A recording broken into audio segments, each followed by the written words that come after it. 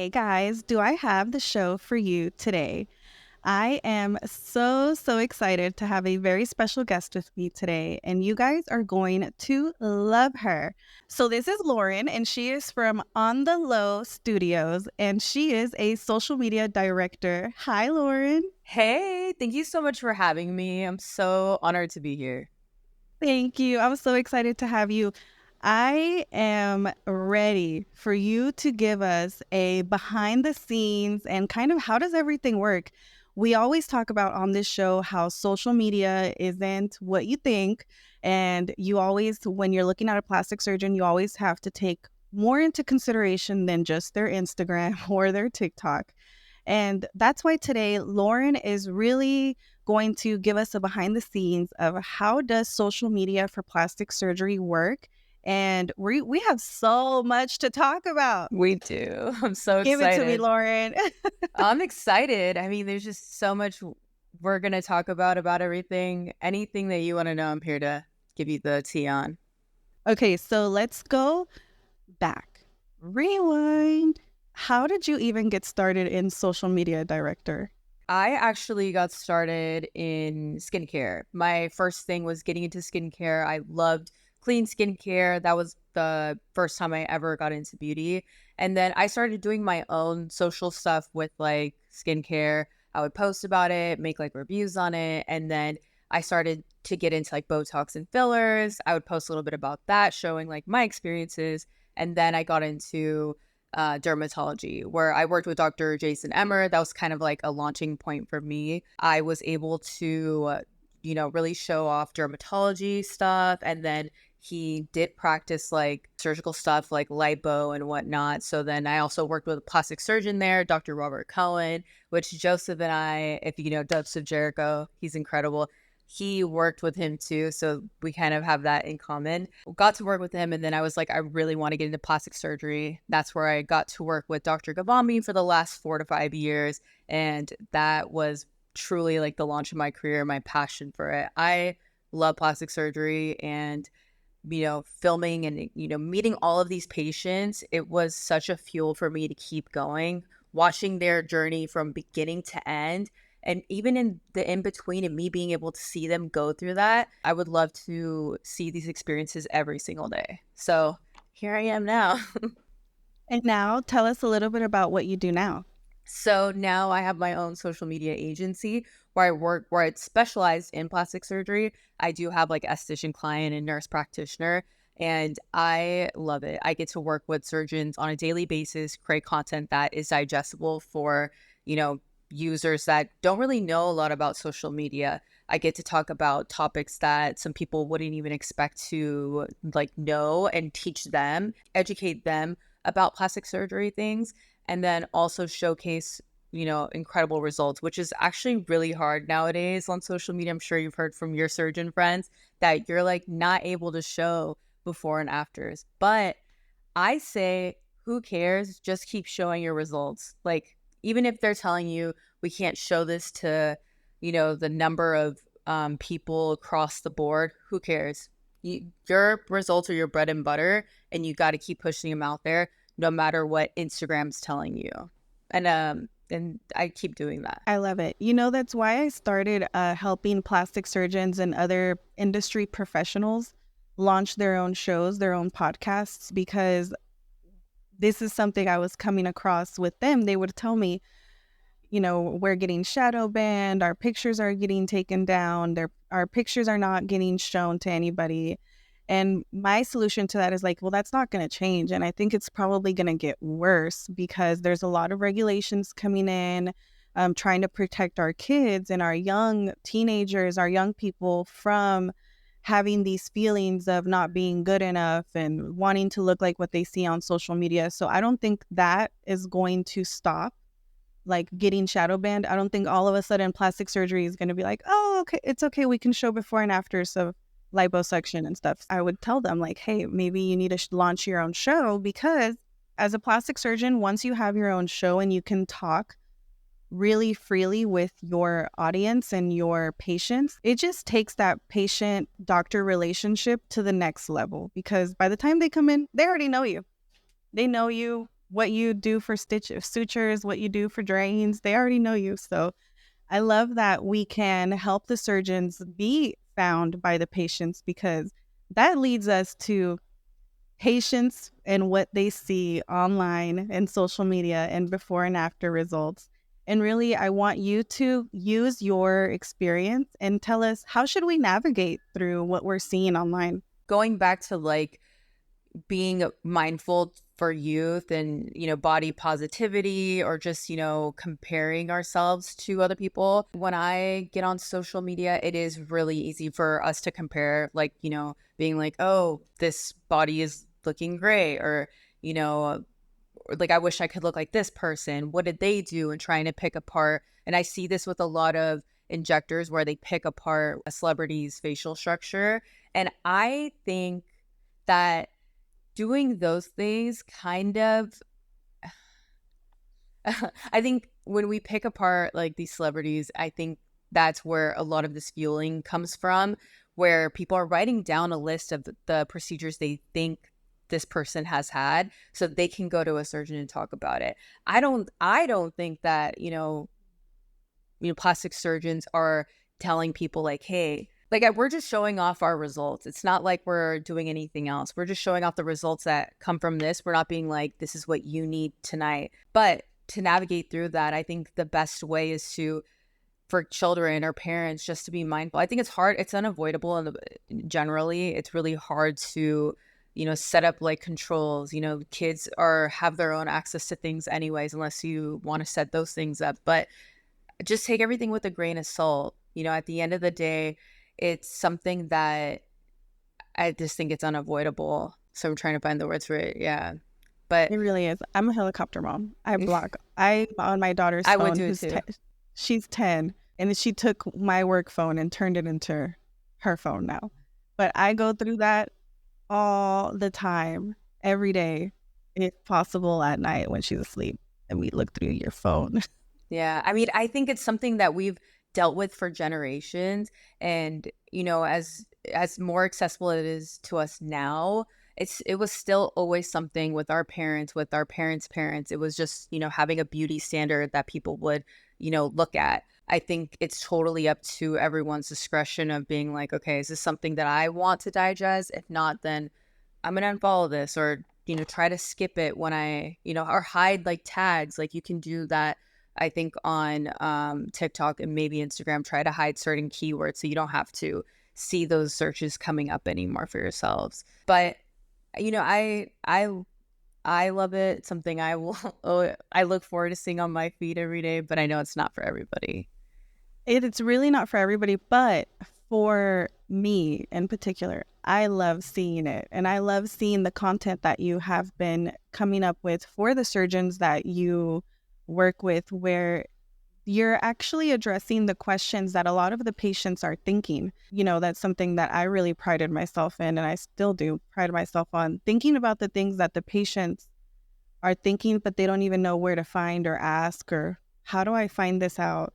I love asking those kind of questions, or having the surgeons like talk to me about it, because one, these are things as a patient, I'm a patient, these are things that I'm thinking of. So sometimes late at night where I'm like, oh, let me ask this about a rhinoplasty. Let me ask this about a BBL. Is it true that this, and that? These are things that people are looking up online, because I know I am. And I'm able to share these with these surgeons, and they give me their best responses. And it's nice to hear like different sides. Like some surgeons will say this, other surgeons will have a different opinion. And it's nice to actually have, different opinions online, so you can take what you want or who you feel more comfortable with. And not only that, you get to learn the surgeon's personality and who, like, okay, this is someone I'm considering going and talking to.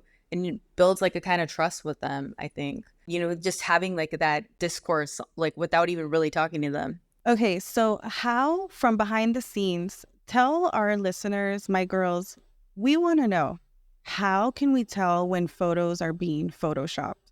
Because that is something that we are seeing more and more. And some of these really drastic results that you ladies are seeing online are actually photoshopped.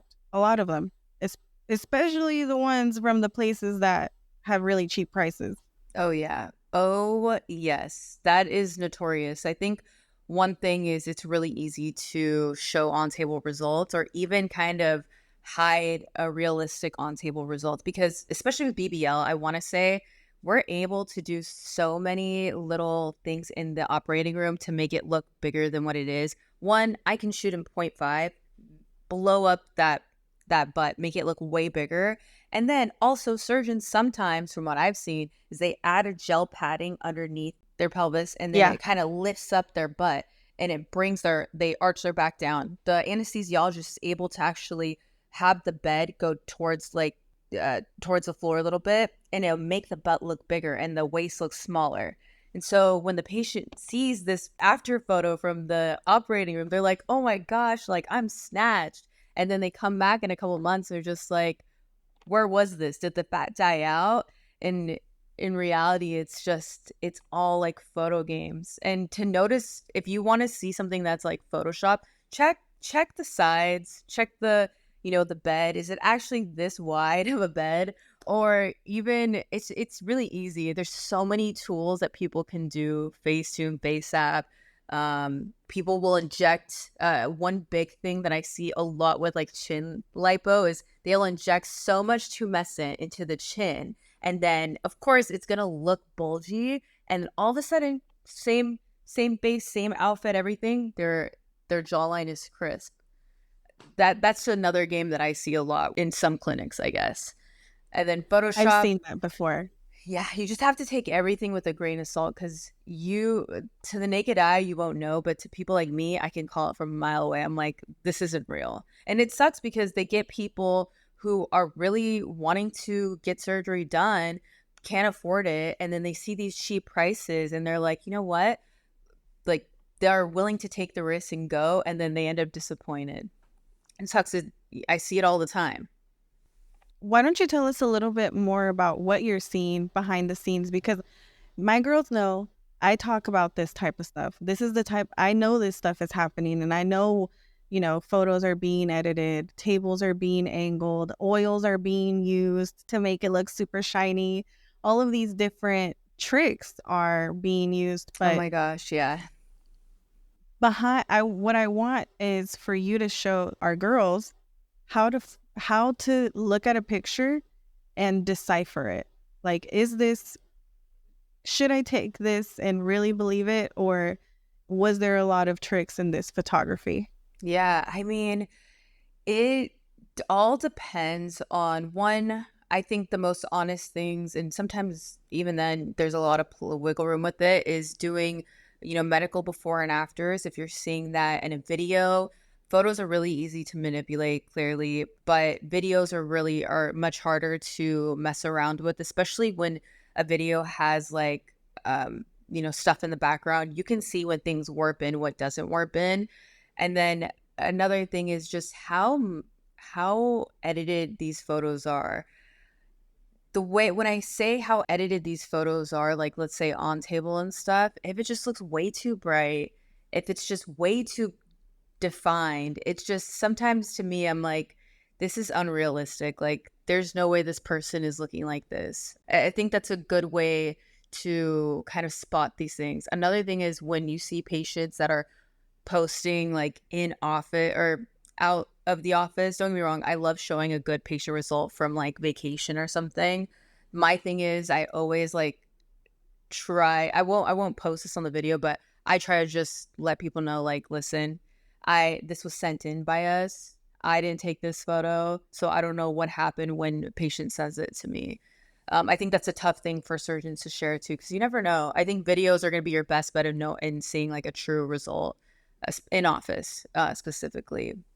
But another thing I would say too is when a surgeon is like over posting body, like over sexualizing posting bodies in an office where it's like just so sexy, you're kind of like, what are you selling me? Or like, what are you trying to show me? Because I feel like, are we trying to hide an angle? Why aren't you doing a 360? Why isn't this patient in their like bikini and underwear? Why do they have to be so dressed up in like leggings or a nice dress? Like, why don't you show me her scar? Show me like how that's healing. Or when they put like they have the underwear so high up you can't see the scar. To me, it's like, why can't I see that? I should be able to see it even when healing.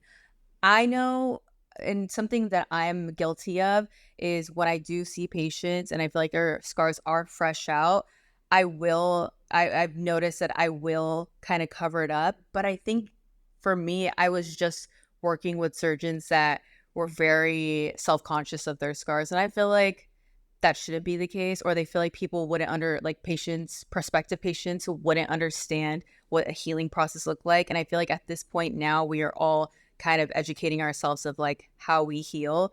And I think it's important to show fresh scars so that people understand this is what it's going to look like. I am trying to stop doing the let's like hide it Let's technique. hide it. Yeah, Yeah, and just show more so you know what to expect and know that, some things, the realisticness of healing from surgery. Because absolutely. I think a lot of people don't expect or are scared of scars, and I think it's important to showcase it so that they know what they're expecting. On that note, I'm just going to tell my girls, do not fall in love or hate your scar until you are at least a year out. Those first 6 months, your scar is going to go from red to purple to pink to all different shades of colors in the red spectrum or purple. And then it's going to end up by the 1 year, it'll be close to skin color most of the time. In that first year, don't fall in love with it or hate it. You don't even know what it's going to look like yet. It hasn't been a year. So I think that's a really important point to talk about scars. You know what else? How about lighting? Oh my gosh, lighting. It is lighting and then also camera focal points. Like, I think that's a huge thing, especially like facial plastic surgery. There's so many ways, especially in rhinoplasty, I'll say that. There's so many ways that you can manipulate just a photo, video, anything. I think that's a huge thing in facial plastics where everything's just overexposed and you can't really see, a lot, or it's too dark and you can't, and makes things look crisper. Like I would say, abs look more defined. Um, it's a big trick. I know that for sure. I know something I've noticed people will do is where they'll be so close to or they'll film in like 0.5 in rhinoplasty, and it'll just make them nose look so much bigger. And then when you come back from like, healing journey, whatnot, they're filming in like the 1x or whatever, and it just looks so tiny and little, and now their face is like perfectly perfect. Or I've even seen like surgeons do before and afters and film on Paris, like using the Paris filter, soften everything, and it's like, let me see the skin. Like, I want to see the skin. Especially, I think it's important in rhinoplasty. And I know in rhinoplasty, I feel like thick skin is a huge thing. And a lot of people who want to have rhinoplasty that have thick skin, they understand how long that their healing process is compared to like other like people with thinner skin. Like it is so much longer. So when they see these results, they don't realize that, oh my gosh, I'm not like this person. They only see the size of the nose. So it makes it look like this surgeon can handle anything. And I feel like a lot of times that's not the case. And that could be with like body too. Yeah. That sounds like some good strategy Right. behind it. It's a manipulation tactic. I want to say, like, I think it's all marketing. I think everything's marketing. Everything's just like thrown at you to make you, feel some type of way about these procedures. They see the result. And a lot of times I even see like surgeons showing the result or the after and not the before. Like they'll wait to show the before, or they'll just show like a patient, like, and when they don't show the before, sometimes to me it's like, okay, so maybe this wasn't a huge change, maybe this wasn't a huge difference because maybe they were born, they had their genetics already like this. And that's another thing. If you think about it, like people who get BBLs, and there's some surgeons who can work with like any shape and size. And there's some surgeons that are only good for like very petite people because with then they can make them look even, they just add a little bit. Anything's a huge difference.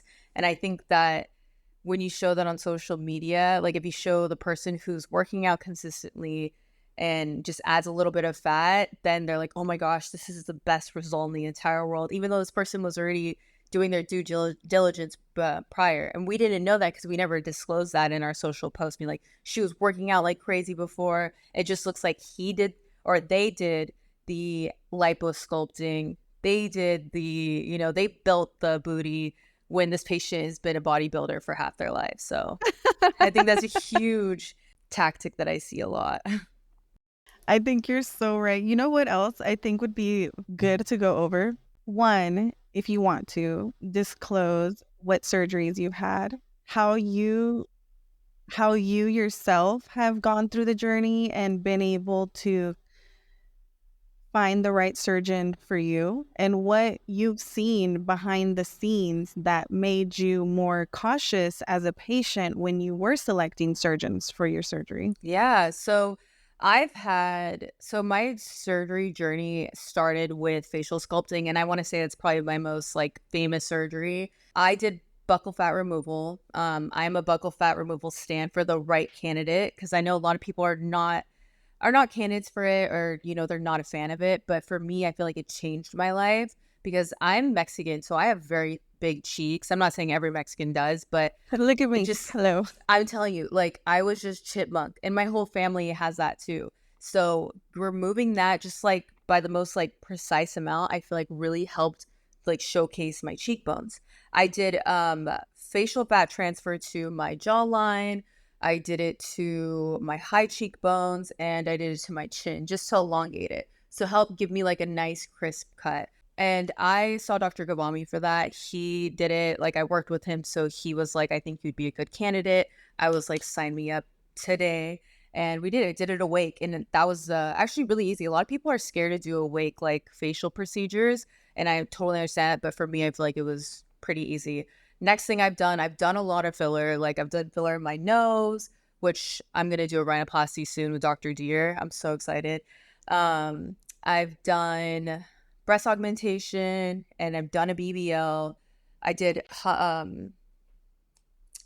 Buffalo hump. dorsal, yes, buffalo hump. I almost said dorsal hump. Yeah, I've done that. I did lipo 360 basically, and then trying to think what else I've done.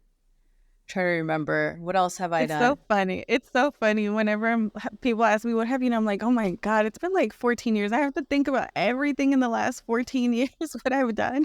I'm like, what haven't I done at this point? Just kidding. But no, I mean, I love it. I will say, I think the most game changer surgery that I've done that I feel like is just kind of is the gift that keeps on giving was my facial sculpting. BBL, I need a redo. You're like, I need a round Yeah. two. Yeah. No, seriously, I really do. I'm like, I don't know if you've heard of like the fat fascial releasing, I want to do that so bad on my hips. I think that's something that's a game changer for girls that have very tight hips. And so I've been researching and stalking it online. And the rib remodeling, I've been like, let me write these down. You know what? It's so interesting whenever you're in the industry and you're like listening to all of these different procedures that are coming out, and now we're doing this and now we're doing that. And the rib repositioning came on my radar maybe about a year ago.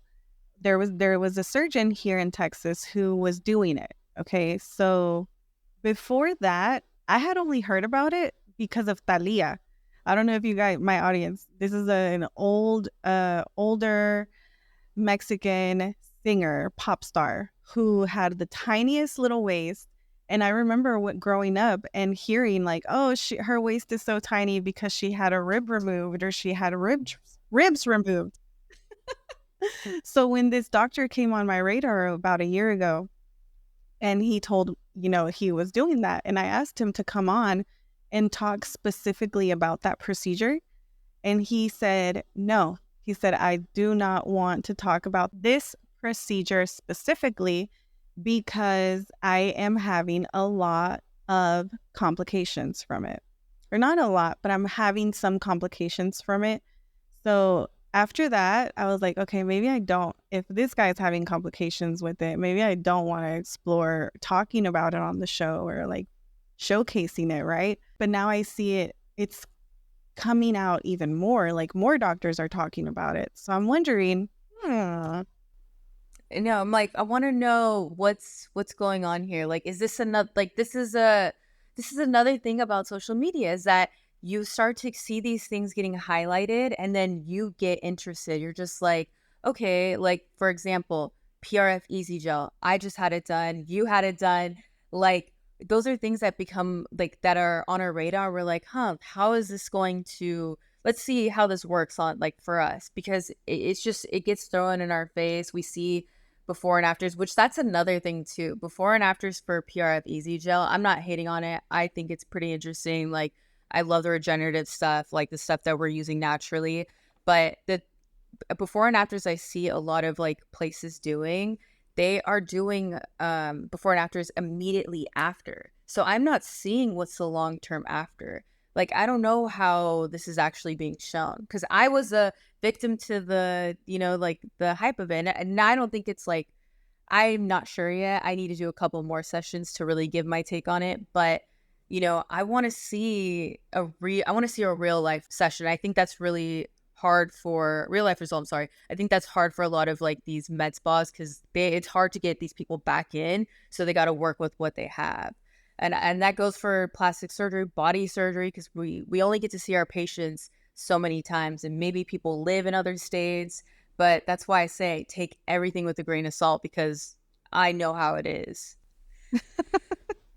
you know how it is on the back end. Yeah. Oh man. I feel like taking after pictures immediately after the treatment of Easy Gel is like taking an on the table result picture because that's not what it's going to look like when it's done. And I just made an episode about the Easy Gel because I had it done and I loved the results for it. Like I actually had my man do it first because I had an event and I couldn't get the injections done. So he did it and I was watching the changes in his skin and his face and I literally watched him the whole time and I was like, "You know what? I should have taken that first spot. Let me go back in there. Now I want to do it because I really liked the results on him, and he's now probably like 3 weeks out from his second session. So, and the results are still looking pretty good. So, the jury's out, but I'm excited about it. Yeah, I'm excited to do my second session. I really want to like I want to see how it improves because I feel like the first one is very subtle and then this I think when you hit the second or third like then it's like okay, everything starts to show. So I'm like let me see. I'm like waiting and I want to do a whole like I love it. I think my eyes look great right now. I'm not even gonna lie. Like I want to see how much better it'll get. And I want to take photos from where, beginning, middle to the last session so I could give a honest result. And that's another thing too. I really want to point this out to you is when influencers do social media collaborations with surgeons, they are only showing like they are showing their beginning like real quick. They are so hyped up to be like, okay, I'm having surgery, guys. Come with me to have a breast augmentation. And then we don't get to see their true like result. They only say like, okay, I'm like 2 weeks out. I love everything. And then you don't hear from them again. You just see them on their like profile showing off like their breast aug. We don't know what's going on. I've seen influencers come in and do collaborations with like surgeons and I've seen some having to have to go back under. I'm sometimes I even heard like influencer be like, I wish I didn't like, show like Have the post surgery. didn't have the surgery or post about it because like I am unhappy and I have this like commitment to have to like post with you. And it's another thing too, like when we see influencers that we look up to, we don't really know like how they're really feeling behind the scenes. And then they're showcasing to their following, they're influencing them. And then these people are coming to have surgery with that surgeon. And they don't get that same type of experience or same type of treatment either at all. So they're left upset. I still get messages to this day from patients being like, I can't reach out to anyone. I can't get a follow up. I'm upset, this and that. And we don't see that on social media. We don't get to see the negativity. It's crazy. It is crazy. Well, for my girls who are listening, you are going to get to hear a little bit more from Lauren in a future episode where we're actually going to be deep diving even more, talking about this topic, even more, talking about ridiculous pricing. Let's talk about some of how do the influencer and surgeon relationships work? But that's going to be a topic for another episode because we are done for today. Lauren, I really appreciate you coming on, and I can't wait to have you on for the next episode. It's going to be so much fun.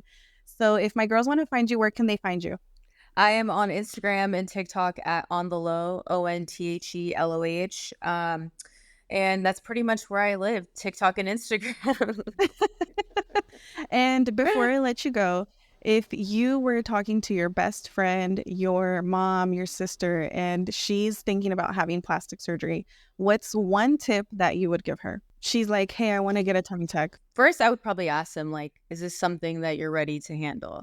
You have to understand that I just give them a realistic, like, review of how aftercare looks like, because we only think about the results. We're not thinking about the process of getting it to. So I would have a realistic conversation with them, just sit down with them, make sure this is what they want to do, and then show me their inspirations so I can help find them the surgeons that I trust, I know, and even ask my coordinator friends too and see if they could set up with them. Because I could only do so much. I always refer like my friends, maybe like, listen, you should talk to this person because they'll go and sit down and give you a good list and guide you through everything. I can tell you this person's good and this and that, but I'm not holding your hand like these coordinators will do along the way. But that's like a big tip for me. Like go to see a trusted coordinator. Don't just go to your homegirl across the street and ask like who did it and then trust them and just go to them. Do your research. General. Do your research. The best note we could leave this episode on, do your research. So that's the episode for today, and I'll see you guys next week. So if you're listening to this episode and you're listening to the Big Butts No Lies podcast, you might be on your surgery journey. And if you are, and you don't know what to do, you don't know where to start, you've come to the right place. I am so excited to do one-on-ones with you guys. I've realized as I do them more and more just how valuable they are to you, not only because you get my expert opinion, I get to guide you towards plastic surgeons that we know are going to do a good job and keep you safe. Besides all that, I get to talk to you about things that might not even be on your radar, things that you don't even know are possible. But since we get so in depth with our conversations and I really get to know what your dreams are and what you're really looking for with your body, I can tailor my recommendations to the surgeons that I know can help you achieve that. And taking the guesswork out of who to go to is invaluable. So schedule your one-on-one phone call with me. You can go to my website, go to the quick links, submit your information, let me get to know you, let me see how can we help you. You can get your own team. You guys, I have been working so hard behind the scenes to come up with a perfect way for you to have your plastic surgery and not only come out with beautiful incisions, but also feeling beautiful on the inside. So book your call with me and take the guesswork out of your plastic surgery journey. And don't forget, new episodes every Monday. I'll see you then.